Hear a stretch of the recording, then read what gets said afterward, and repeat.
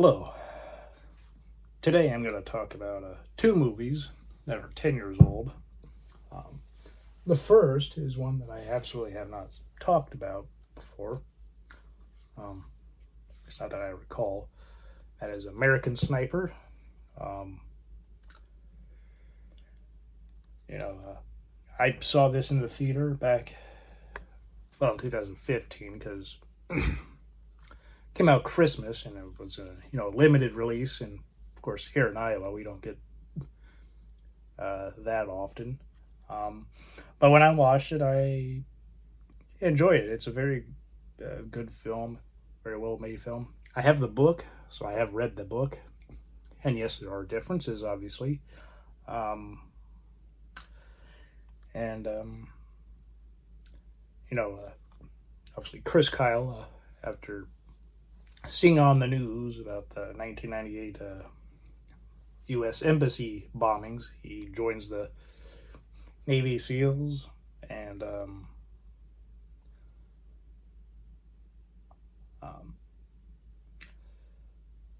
he gets married to his wife Tyra, and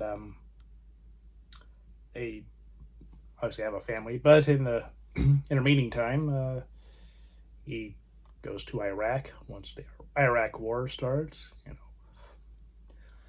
Um, he served 4 tours in Iraq. He saw a lot of terrible things. And obviously, everybody who's gone to war saw awful things. And yeah, again, and some stuff like that, they do obviously, either they combine characters together or they kind of make up certain scenarios just so that you know the situation for the film, like the scenes, they can flow in such a way where there's a bit of a more emotional anchor, you know, and but they're not done in a way that was uh, fully bad. In many ways it was very true, but again, it's a film, so they will obviously take liberties, and this is a very good film.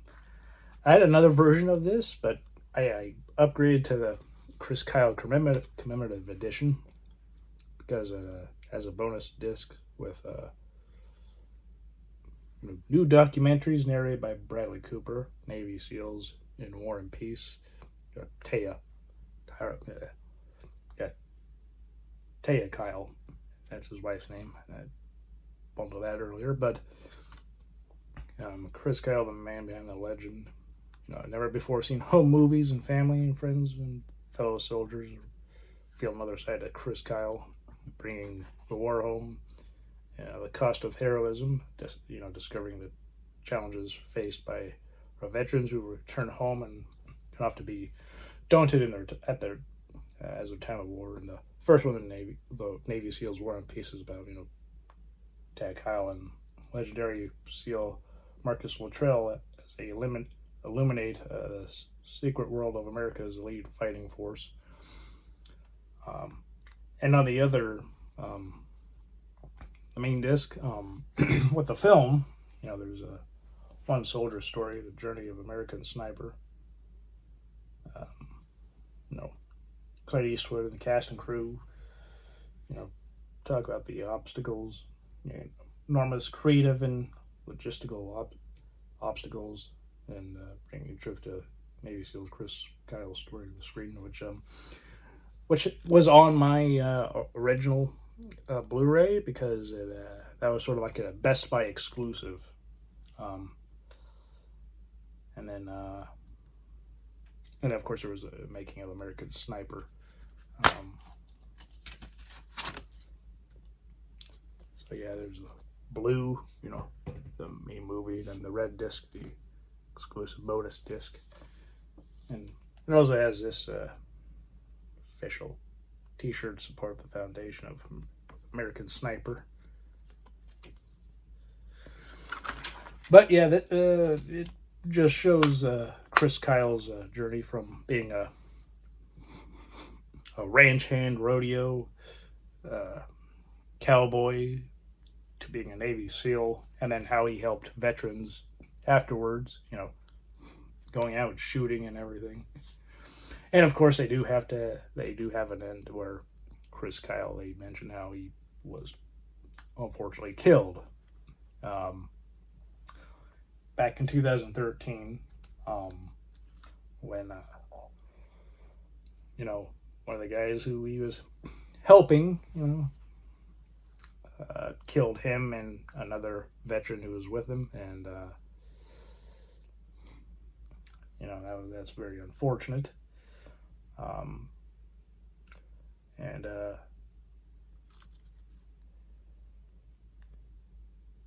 Bradley Cooper mentioned how he um, spoke to him once on the phone, and then after that,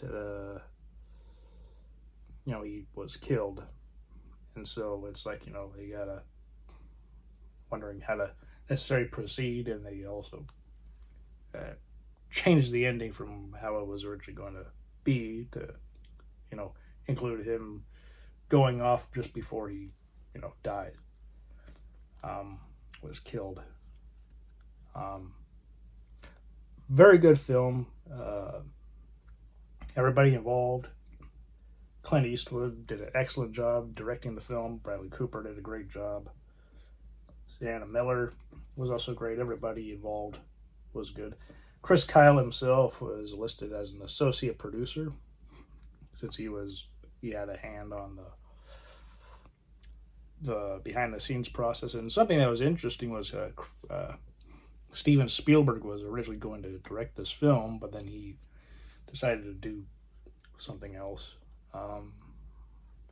Regardless, very good movie, very well made. I know not everybody loves this film. That's fine, but I enjoy it. I think it's in the sense that it's a does a very good job of chronicling the guy's life uh, in a film over 2 hours. Because there's only so much you can really pack in a film that's like 2 to 3 hours. Obviously, this is under 2.5, but still, it's only so much you can really show in that amount of time. And yeah, this is actually the first and so far only Clint Eastwood film I have ever seen on the big screen. I have never seen anything he's ever acted in on the big screen. Even years ago, they had a re-release of like Dirty Harry and one of Good, the Bad, and the Ugly. Wasn't able to see those films because other things in life happened, and so wasn't able to watch them. But I was able to see this, and technically he is in the film. However, it doesn't star him. Clint Eastwood plays a guy who's going into the church at the very beginning of the film, like the story where Chris Kyle was a kid. There's an older man walking into the church, and then you just see him from behind, and that's Clint Eastwood. So he had a little cameo. And speaking of films that Spielberg was originally going to direct until he didn't, another film which I want to highlight, which is, I have already talked about this because I've talked about all of his films now, and that is Interstellar. I'm not going to really highlight what the gist of this film is because, again, I've already talked about the movie years ago. So I don't think we have to discuss the film in length here.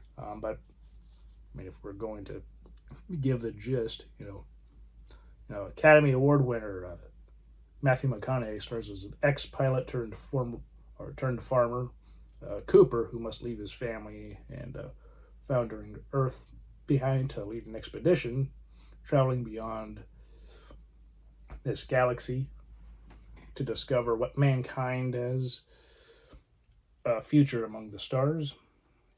Academy Award winner Anne Hathaway, Academy Award nominee, well, now winner. Jessica Chastain also star in the landmark film, and also stars Michael Caine, Bill Irwin, Ellen Bernstein, um, Casey Affleck, and Matt Damon appears in this film. Now, again, I've already talked about this movie, so to some extent, beyond the gist of the film, I don't necessarily have to talk about it, but, this is a Christopher Nolan film, co-written by himself and his brother, Jonathan. And Spielberg originally was going to make this movie.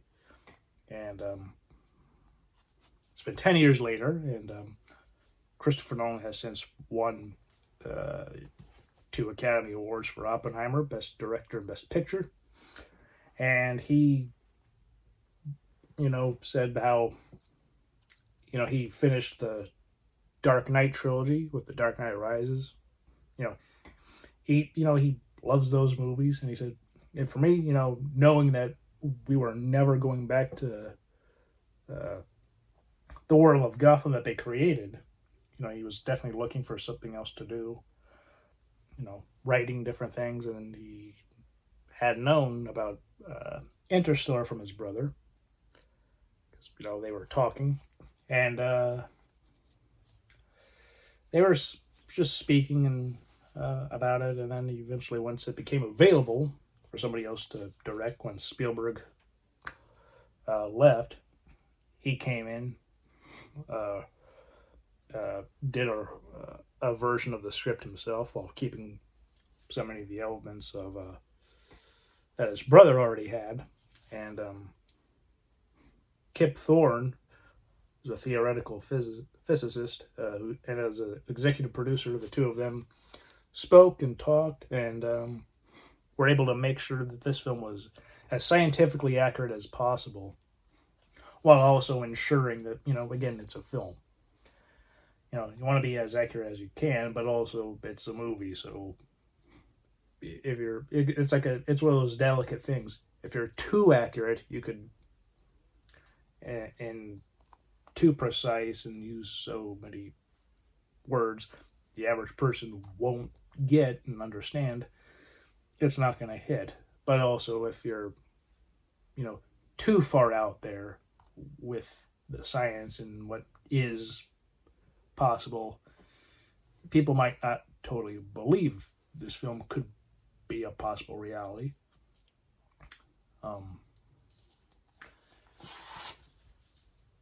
And my mother has a version of this film, which I will show you, but she also gave me this. But the film had as it said there, collectible IMAX film cell from actual 70 millimeter print of the film. So there's one with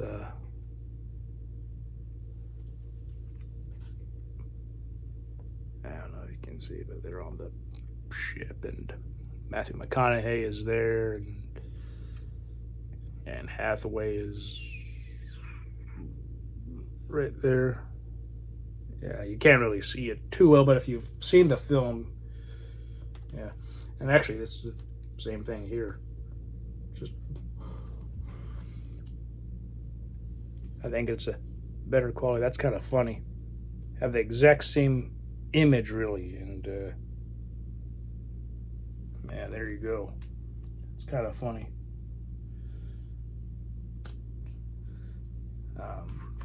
But the other thing that, though, for my mom's version, which was at Walmart, this was Best Buy, because also this had an exclusive thing on the disc that the other versions did not. It had a certain special feature about regarding the making of this film that other versions did not get.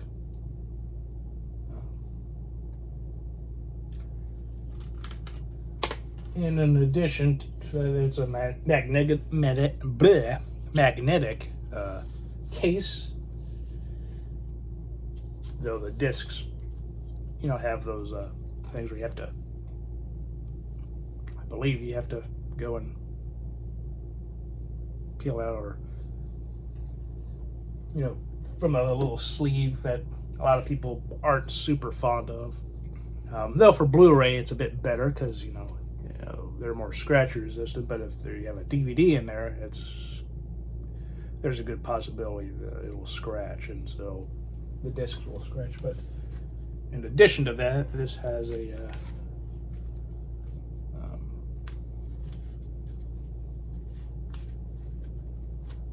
a book, collectible packaging, 48 art book with imagery from the making of Interstellar, and of course 3 hours of bonus content.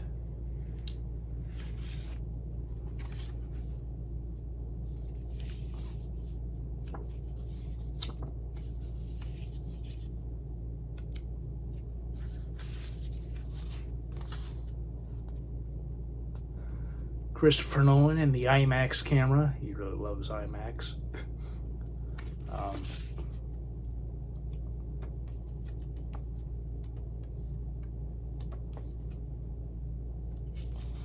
And he also loves practical effects. If I recall correctly, because last time we watched this, I didn't really watch a whole lot of the special features since I've seen them before, but I don't believe there was any green screen at all. All the effects were like projected. So all the performers, like when they're in the spaceship, there's all this stuff pre-projected, and so they see all this like stars and other things. Like if they're going by a planet, if they look out, they'll see bright light and maybe what the planet would look like out from the outside, or from the inside looking out. Then there's TARS, that main robot. And it's amazing how they did a lot of puppetry, and obviously there are a computer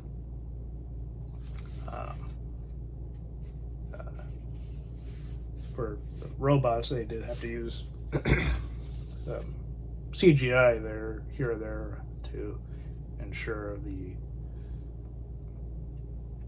some of the movements of the robots would be well done.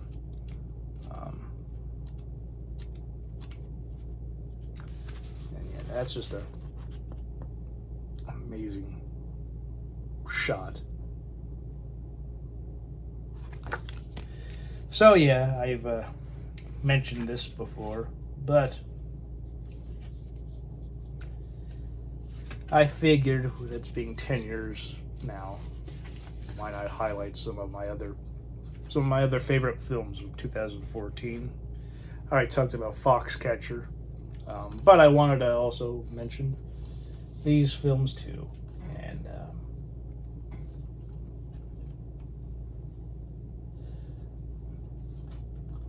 they're both very well made movies. I don't know if this is necessarily would be considered entertaining because of subject matter and all, but very engaging film. Both are. I think Interstellar will be a bit more entertaining because it's a bit lighter in terms of that. I mean, even though humankind could be potentially wiped out from what's going on in the film, at the same time, there is war going on in this, where the kind of war that is going on in this film is like, gotta try to be with nature and try to adapt to what's going on, even if it's difficult. But yeah, two very good films in my opinion.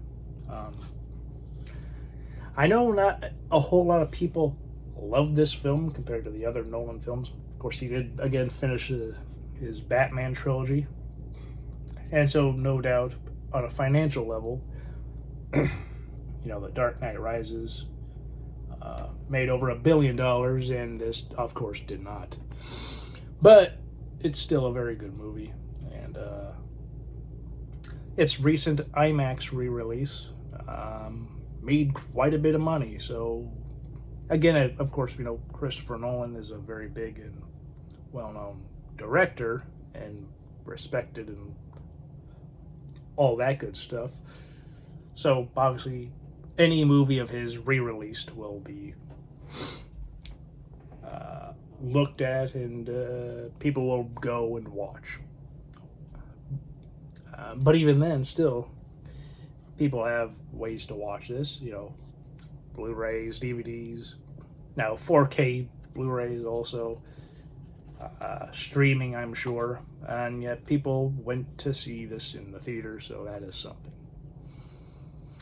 So the people who say the theatrical experience is totally dead, I definitely disagree, because, again, even though it was only on IMAX, in the theaters with IMAX film, still, you would think to some extent, like, if such a theater was nearby where you could see this, the way Nolan and everybody involved, like his producing partner and wife, Emma Thomas, wanted everybody to see this in IMAX, with IMAX film, but not everybody can do that around the world.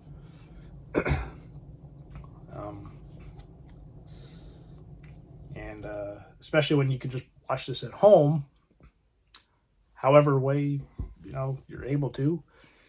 The fact people went and saw this again, I think that just shows how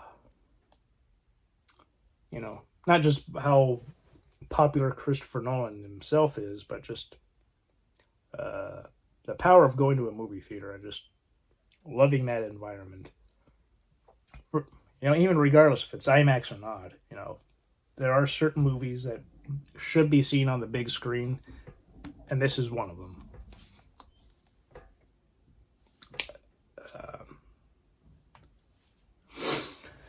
And yeah, I hope everybody who did see this on the big screen again, hope they all enjoyed it. And it's also interesting how Steven Spielberg was actually at one point going to direct either of these movies, and yet, of course, never did. For whatever reason. I don't know why he didn't do American Sniper. I don't know why he didn't do Interstellar. Especially since Interstellar, at least the way we have it now, it focuses on a father and daughter.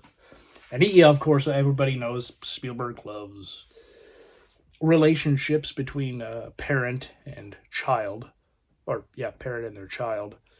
Though usually it's fathers and sons, or mothers and sons, because his parents divorced when he was young, and so that's why many of his movies focuses on a boy, at least in the early days, or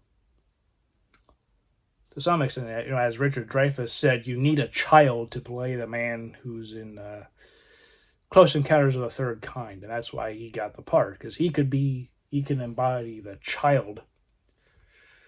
childishness that has to come through in that part,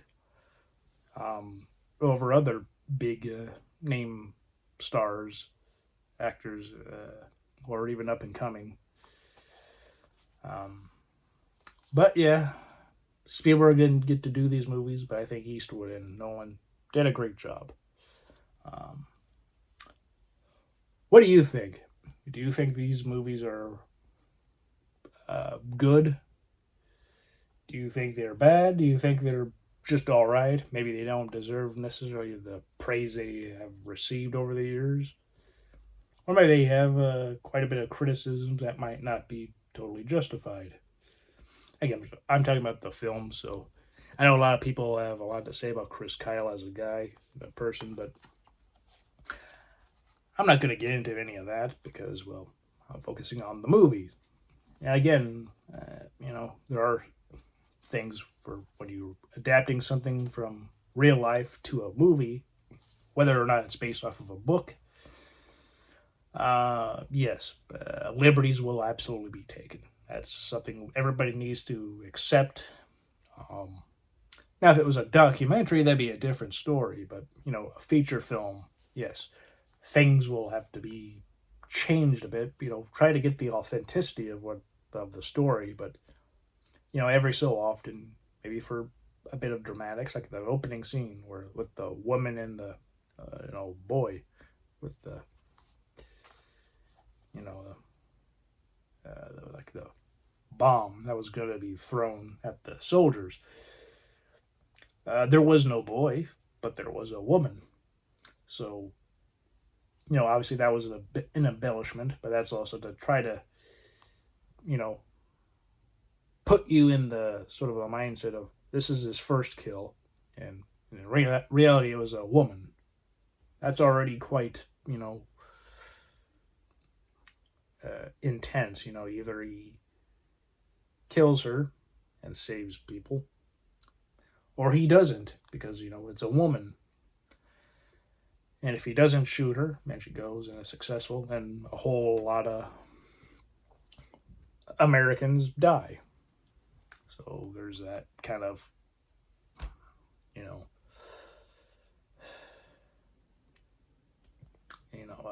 conflict. Whereas in the film they add a whole boy to it. That way it's even much a bigger conflict because this is just a kid, but again he's being taught at an early age to go kill people. So that's yeah. But yeah, still Nolan and Eastwood did excellent jobs directing these movies, and again I enjoy them. Whether you do or not, I don't know. You can give your opinion, but I hope all of you are doing quite well. And I have been rewatching a bunch of other films from 2014, like Whiplash and The Theory of Everything and Intimidation Game. Uh, yeah, Still Alice. Yeah, just a whole bunch of stuff from 10 years ago. That was a very good year, honestly, for movies. So yeah, what do you think about these two films? You enjoy them? Dislike them? Why not? Think they're fine? Think they are reasonably criticized for anything of either inauthenticity or what have you? Or maybe they're a little overly criticized in your point of view. You can give me your thoughts if you want or not, whatever, it's up to you. I hope all of you are doing well. Hope you're all having a great day because it is Christmas. So, Merry Christmas to everybody who celebrates Christmas. Happy Hanukkah to everybody who celebrates Hanukkah because this is the first day of Hanukkah. And yeah, I hope you'll have a great rest of your last full week of 2024 because next Tuesday is the last day of the year. So, I hope all of you are doing well. Please take care.